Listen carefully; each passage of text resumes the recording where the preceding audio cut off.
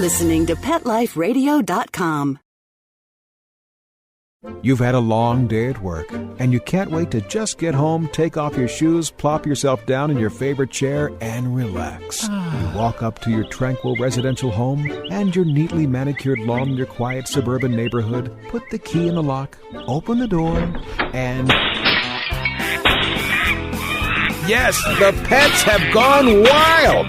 What were you thinking? Welcome to the show about everything you always wanted to know about exotic pets. Where to get them, what to feed them, and how to care for them. You'll even find out why some people live with a monkey.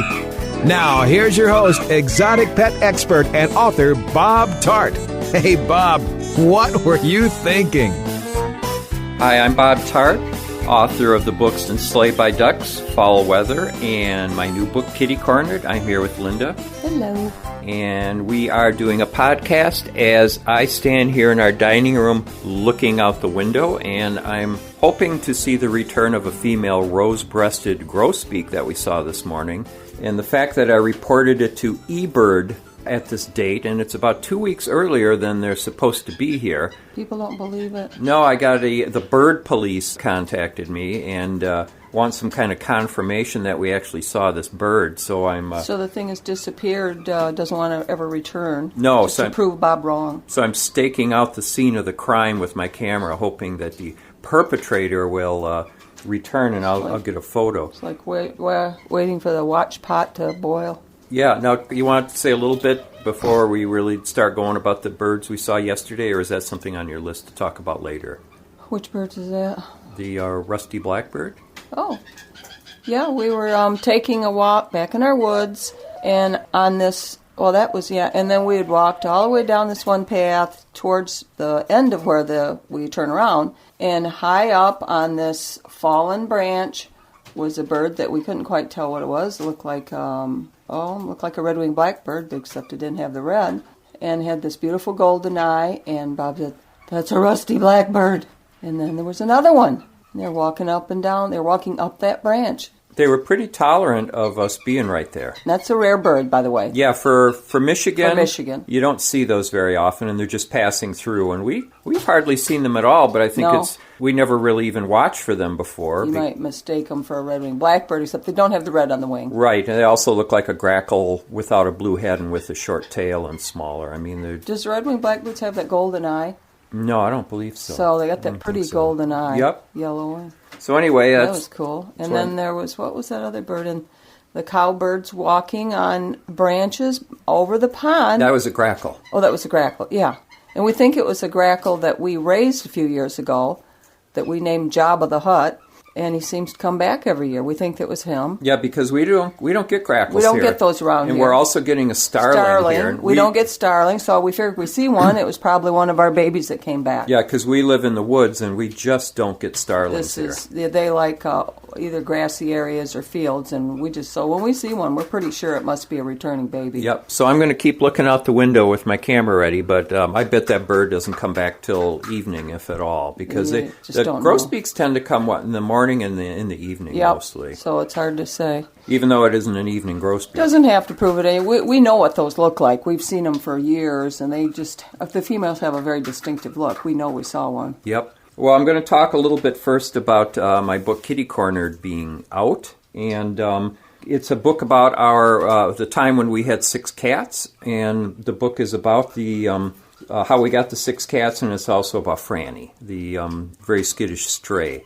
And the book got a real nice boost the first week it was out. It got a short review in USA Today. That was so wonderful. Yeah, and in fact, the thank you, Lord, for that. Review appeared on Linda's birthday, right? That was odd, because when it actually came out on the website...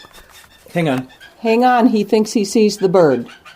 There we go. Well, that was exciting. Even while we were talking, the grosbeak finally showed up. Of course, she'd show up when I had my hands full. But I got pictures of her, so I'm going to send that to the bird police, and I guess I'm not going to be arrested after all. So what were we talking about? I don't remember. I don't either. We're talking about the book coming out. Book coming out. Okay, and the review appeared... Oh, yes. What date was it appeared on their website? It was the 12th. On the 12th, it was on the USA Today website. And it did not appear in the next day's paper, which he thought it was going to do. So, several days later, did somebody give you that? And how did you find that? Somebody mailed it to me. It mailed me a clipping. Oh. And I looked on the clipping and it said it was on April 17th. Which is my birthday, so it had appeared on the day of my birthday. I was doubly shocked. I was shocked that it came out on April 17th, which is your birthday. And also Right. I was shocked I didn't even know you had birthdays anymore. Thanks a lot. So, Just joking. So that was just a gift from God, we thought, to have that appear on that date, out of all dates. yeah, I've been real busy doing interviews and things for Kitty Cornered. And I have to say now, of course, I want to thank all the people on the radio who have had me on their shows. There's no doubt about it that that's a great thing. Every bit helps. Every bit helps. But you know what? The life of a radio host isn't an easy one. You got 2 hours to fill every single day if you're on 5 days a week. And so you don't pay a lot of attention to the people who are going to be on your show. Your producer does that. So consequently... Maybe you don't even care about those people. Certain people. And or about cats. And so several of the people whose shows I've been on never even laid eyes on the book until I'm right on the air with them and don't even know the title. And there was one case a couple of weeks ago from a station, we won't say where, where just before I went on the air, the producer said, okay, now your name is Bob Tart? I said, yeah. And he said, okay, and your name of your book is Kitty Cornbread?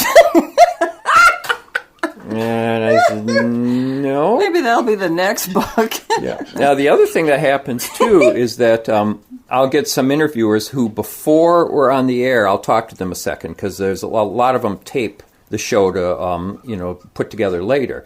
And they'll be laughing with me, oh, I loved your book was so funny. They'll be laughing. And then they'll say, okay, we're going to record now. And they record, and they don't so much as chuckle as one Mausoleum, thing. The whole rest of the not show. One chuckle. Then as soon as we're done recording, and so I'm sitting here, I'll tell a story, and when I'm done with the Silence. story, dead silence. And so then when I'm done with the interview, they start laughing again and saying, I can't tell you how much I love that book.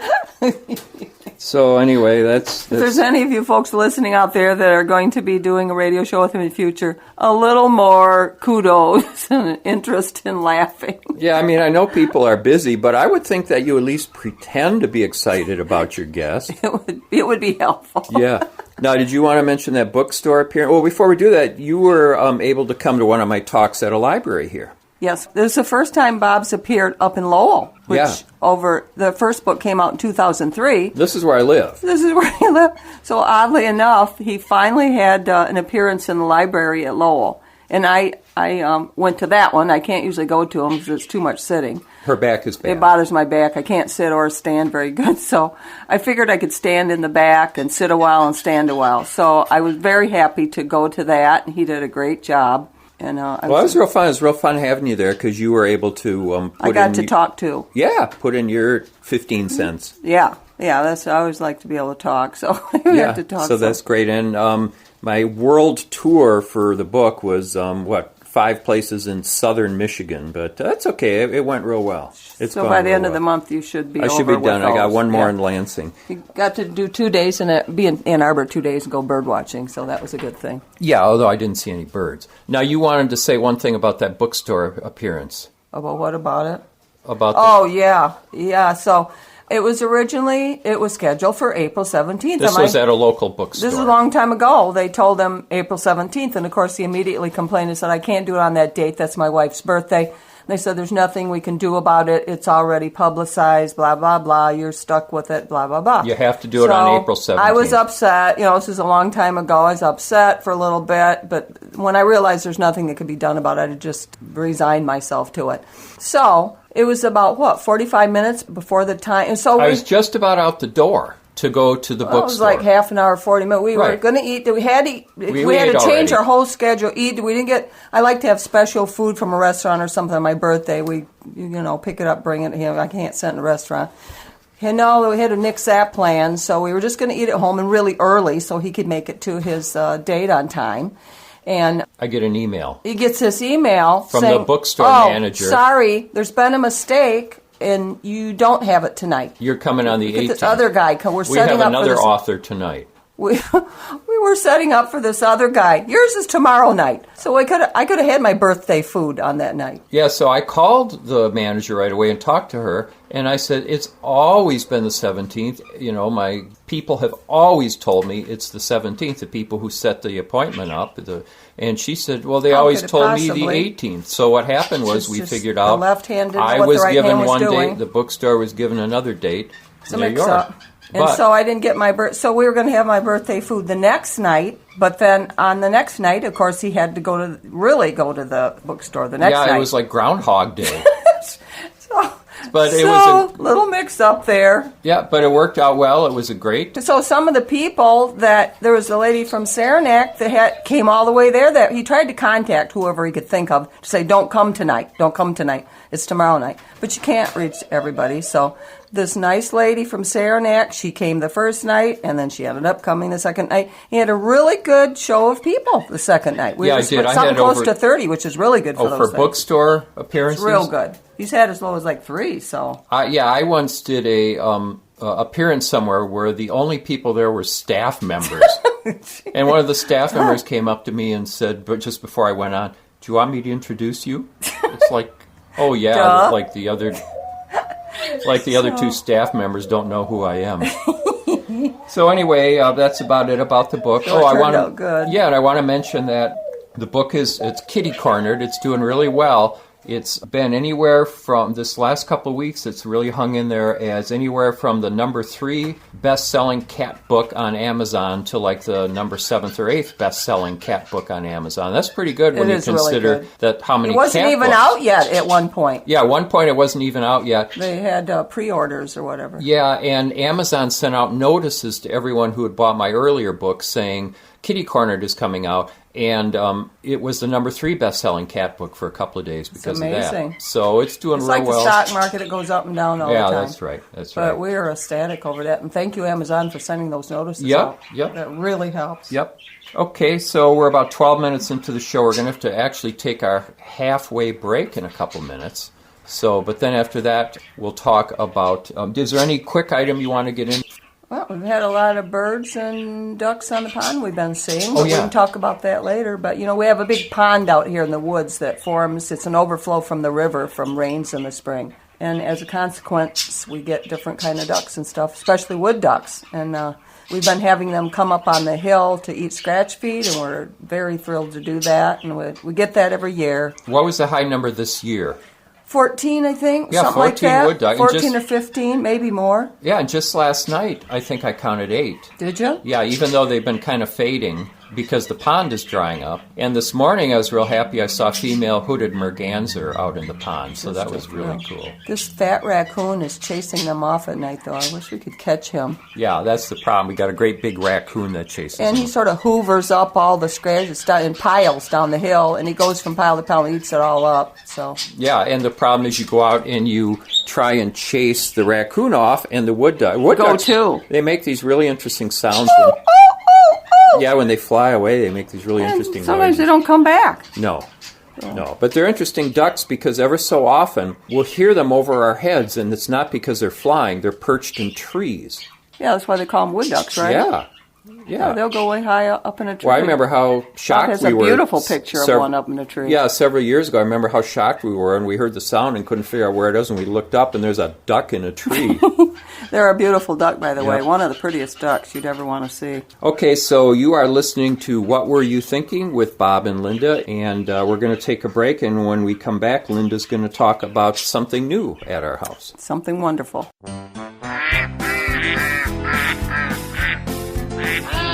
What Were You Thinking? We'll be right back after Bob gets the ducks out of his living room. Don't go away. Petco, where the pets go. Petco, where the pets go. Pet Life Radio has tail-wagging, fur-flying, fabulous deals for our listeners from Petco. Get $6 off your order of $60 or more and up to 40% off the entire Petco site. That's right. But that's not all. Because you're a Pet Life Radio listener, you'll also get free shipping on your order of $49 or more. $6 off, up to 40% off, and free shipping from Pet Life Radio and Petco. To get these awesome deals, go to petcodeals.com. That's petcodeals.com. Petco, where the pets go. I don't make any decisions about who to hire without going to Angie's List first. You'll find reviews on home repair to healthcare, written by people just like you. With Angie's List, I know who to call, and I know the results will be fantastic. Angie's List, who you can trust. Go to angieslist.com/thinking and get 25% off any subscription. That's angieslist.com/thinking. THINKING. I'm not much of a reader, but I do wish I were more well-read. There are so many great books coming out. I wish I could find a way to keep up. Audible.com makes it easy to stay well-informed and catch up on your reading simply by listening. Audiobooks from Audible turn downtime into uptime. You'll be more productive and become well-read. Now I'm able to catch up on all the great books I've been wanting to read. With Audible, I feel smarter. Pet Life Radio listeners, try Audible.com now and get your first 30 days of Audible Listener Gold membership plan free. And get a free audiobook. Choose from over 100,000 titles. To get this great deal, go to audibledeals.com. That's audibledeals.com. Eddie White, what's the #1 pet radio network in the world? Pet Life Radio. Cesar Millan, the dog whisperer. What radio network has over 5 million monthly listeners and over 50 pet talk shows? Pet Life Radio. Rachel Ray, where is the best place to reach potential customers if you have a pet business? Pet Life Radio. Put your business in front of over 5 million pet parents with a radio ad on Pet Life Radio, the award-winning #1 pet radio network on the planet. Call our sales department today. Toll free at 877-385-8882. That's 877-385-8882. Or email us at sales@petliferadio.com. Steve Wozniak, if Apple was a pet business, where would you advertise your iLeash? On Pet Life Radio. Welcome to Bird's Eye View on Pet Life Radio. I am Dr. Lori Hess, here with Dr. Michelle Ravish, and we are both bird and exotic animal veterinarians. We work at the Veterinary Center for Birds and Exotics and All Bird and Exotic Pet Hospital in Bedford Hills, New York. And this is a show all about birds. It's a Bird's Eye View, and we hope you'll tune in soon. Every week on demand, only on PetLifeRadio.com. Let's talk pets. Let's talk pets On Pet Life Radio. Pet Life Radio. PetLifeRadio.com. Okay, ducks are in the pond, rabbits in his hutch, and monkeys... Oh, in my car! Oh, okay, well, I go check my insurance policy. We'll turn you back over to Bob. Hi, I'm Bob Tart, and I'm here with my wife, Linda Tart. And Linda, what did you want to talk about? Well, we now have, if you've listened to the other shows, you know that we had trouble with mink a few months back. We lost a bunch of I guess we talked about that, didn't we? Yes, we did a whole show about it. We lost a bunch of our outdoor animals to mink, and we've been having to keep our outside animals in the barn in a safe pen. The only time they get to come out is 3 times a day for 30 minutes to an hour when we go out there and sit with them like shepherds. So we have been looking for a man to build a pen within a pen out there that is safe, that we can actually keep them out in during the day without having to sit with them. And it wasn't easy finding anybody. We thought it'd be just easy to find someone. Nope. We found one guy, and then that didn't work out because he lived too far away, and we were a little bit uneasy about that. And there were other complications. There's complications with that one, so we just kept looking, and then the second one seemed I kept calling around asking for referrals, and I would get names of people, and the second one sounded wonderful. I called this real estate guy in town. They used this guy and his crew for doing things around real estate places they're fixing up, and he came over, and we liked him a lot. He was even a bird watcher, lived on a lake, and there was ducks and just really liked that guy. He was going to start in about 3 or 4 weeks, right? And well, originally he said in 2 weeks. Was it 2 weeks? 2 weeks. And never heard from him and stuff. And then finally, Bob emailed him and said, well, look, it's good weather. We really need to be getting these guys out. Can you start anytime now, like you said? He emailed back and said, no, if you need it done right away, you probably should better get somebody else. It'll be several more weeks before I can. So we were just like back to square one. We were very frustrated. Yeah, and the reason what I want to mention is the reason that this is so urgent is that ever since January 1st, because that was our last mink attack was the morning of January 1st or the night of true? December 31st. Yeah, because remember Gary came over and it was on New Year's Day and Gary helped us. I forgot so ever since then, our ducks have been kept, our ducks, geese, and surviving hen have been kept in a 60 square foot room in our barn. 6 foot wide by 14 foot long. It's a whatever small it is, room, it's 60 5 or square 6, feet. yeah. It's 60 square feet. 5 foot small. by 12 foot. It's small. Yeah, they're not cramped, but, it's not ideal for ducks and geese. No, they like to be outdoors. And they come out 3 times a day, but they can only be out while we are right there. Yeah, they know. We told them, but I know, but people might not listen. In spring, they like to be outside. They're always have been out for years. And more we felt kind of increasingly desperate about the fact that these poor animals are cooped up inside. It's getting nice out. Weather. They don't like it. We want their pen finished. All right. We were getting really antsy about it. So when that guy said that, we were just like, oh, no. So I had to make a whole nother series of phone calls, and I didn't know who to get. All of a sudden, the name of this lady came in my mind that I pet-sitted for her dogs, and I cleaned her house for a little while. For some reason, her name came to me, and I knew she worked in a store uptown. So I called up there, lo and behold, she answered the phone. And I said, we're just desperate. We've got to get somebody to build this pen. Do you know anybody? Because I knew she always had workmen around her house at that time. She says, well, there's this one guy, she says, but he's the best, but he's just too busy. You wouldn't be able to get him. I said, well, maybe I could call him and ask him for somebody's name. So I did, and he agreed to come out and look. And we just liked him so much. And he agreed to do it, and he even came and did it when he said he was going to do it. But talk about the problems you had. I mean, Linda did just a fantastic job. And then there was one other little glitch. Yeah, it wasn't little.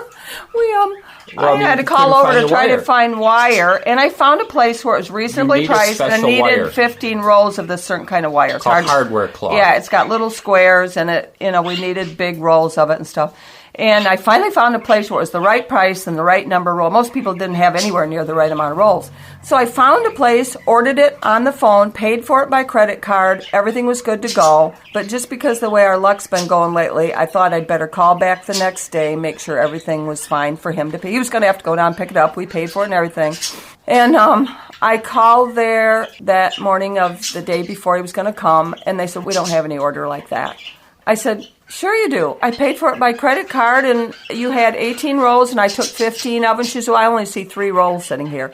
I said, that's because I ordered 15 of your 18 rolls. They're laying around there somewhere. Could you please just look for them? And she said, she went and looked. She said, no, I just don't find them. She acted towards me as if I was calling the wrong store. She said, are you sure it wasn't the other store? It was a Plainfield store, this store, or another store. I said, I don't think so, because the other store only had 5 rolls. So she still acted towards me like I was making the whole thing up, and I was getting frustrated. So I called up the service desk because I thought maybe it got put up there, and I called somebody else. I forget who. At any rate, long and short of it is somebody told me to ask for a guy named Joel because he must be a guy that carts. And this was not in that phone call. This was like several phone calls later. I did not want to get this original lady on the phone because she was sick of me by that point. So finally, this guy, I called again hoping she wouldn't answer. And after I was transferred to that department, and a man's voice answered, and I said, are you Joel? And he said, no, I'm Joe. And I don't hear good half the time, so I thought, well, maybe he's right. I said, okay, Joe, all right. Are you the guy that hauls stuff around? And he said, yeah. I said, could you go look for this order for me? I know it's there somewhere. And just before, and he said, okay, I'll do that. I'm busy right now. Just before I was getting paid, matter of fact, the car had pulled up to take me to the chiropractor. The phone rang about a minute before that. No, I think the car was out there. And I picked the phone up. It was him. He said, I found it. So we had our wire. Now, and this thing has been complicated since day one because another problem is that to make a safe pen, we have to bury, some of the wire has to be under the ground. It has to be about, 6-8 inches underground. The wire has to extend there, the fencing, so that if some animal tries to dig in, they can't dig in. So we had a guy. So we had first found a guy who had agreed to come and dig around the perimeter.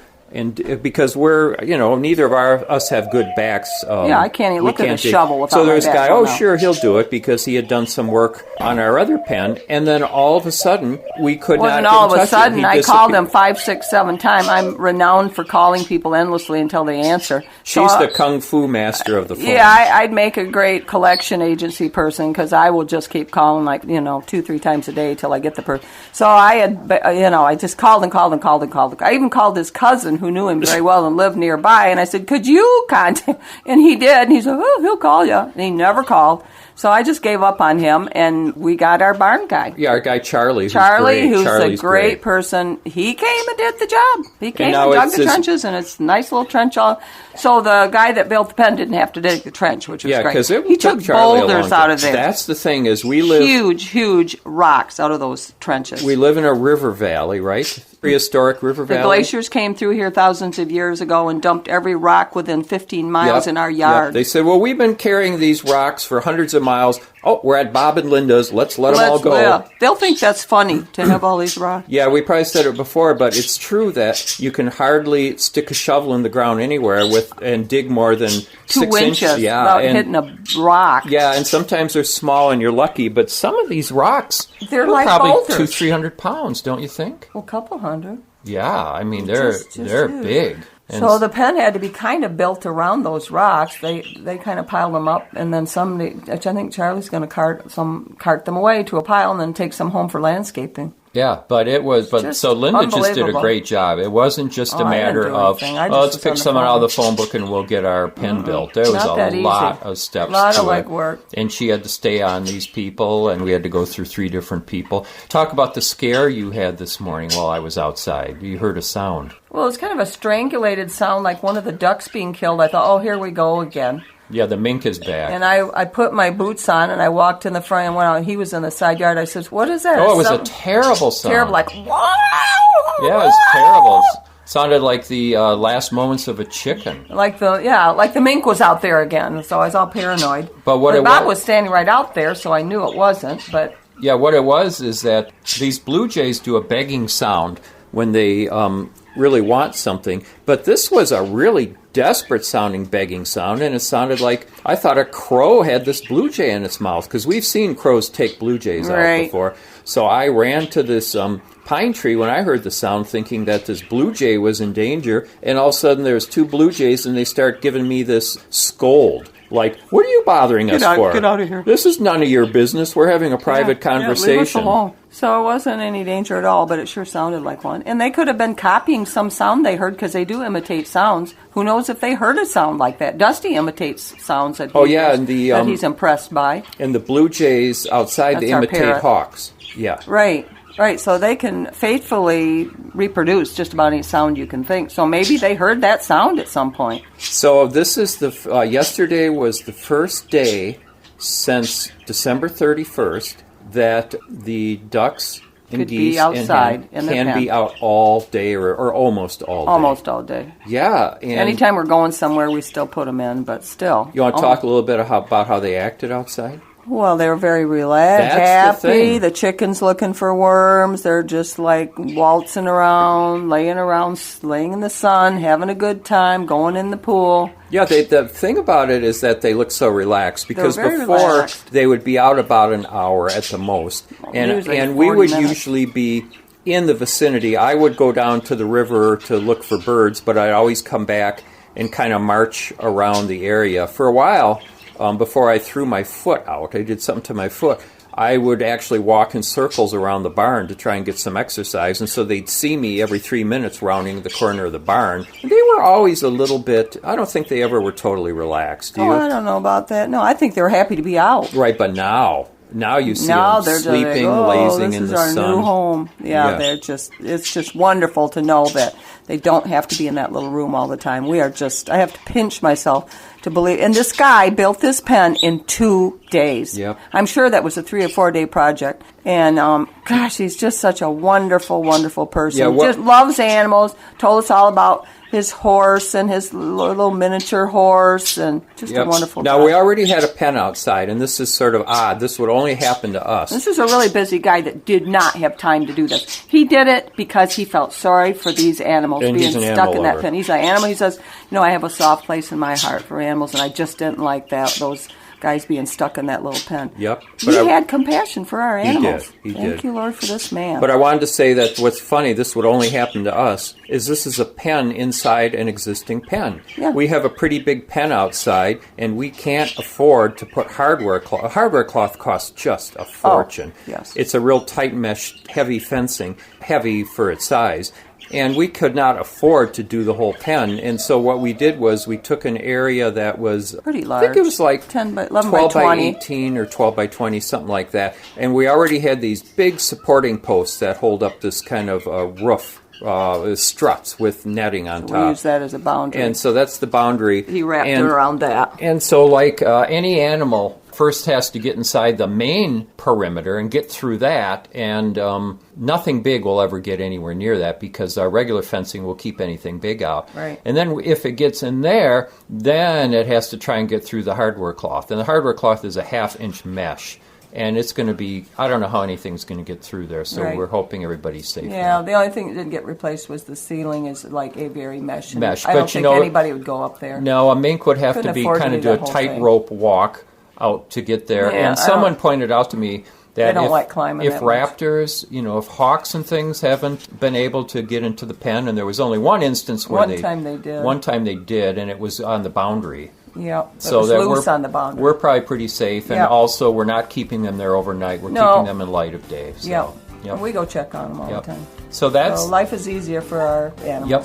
So that brings us to the end of the show. I want to mention about Kitty Cornered. You can read the first chapter of Kitty Cornered online. I have the first chapter, in fact, of all my books posted on my website. And there's photos of all the cats in the book and several pages of photos. And, in fact, there's photos of many, many animals in all our books. So you go to... nice photos, too. Yeah.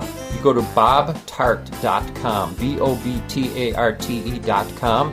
And please check out Kitty Cornered, read the first chapter, and if you like it, just buy 10, 20, 30 copies of the book, So we still want to hear your stories about your pets. Let us know. Yep.